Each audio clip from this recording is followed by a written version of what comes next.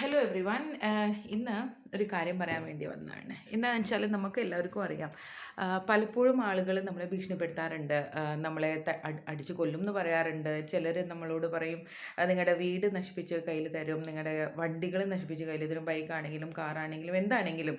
എന്തെങ്കിലുമൊക്കെ തർക്കം, സംസാരം വീട്ടിലുണ്ടായി കഴിഞ്ഞാലോ അല്ലെങ്കിൽ നെയ്ബറായിട്ട് ഉണ്ടായി കഴിഞ്ഞാലോ ഉടനെ വരുന്ന ഒരു ഗുണ്ടായിസം കൈൻഡ് ഓഫ് സ്റ്റേറ്റ്മെൻറ്റ്സ് ആണ്. നിങ്ങളെ ഞാൻ ശരിയാക്കി തരാം, അങ്ങനെ ഇങ്ങനെയെന്നും പറഞ്ഞ്. അപ്പോൾ നമ്മുടെ പ്രോപ്പർട്ടിയോ നമ്മളെയോ അടിച്ച് ശരിയാക്കും, കൊല്ലും, കത്തിച്ച് കളയും എന്നൊക്കെ പറയുവാണെങ്കിൽ അത് ഒരു സിമ്പിളായിട്ട് എടുക്കേണ്ട കാര്യമില്ല.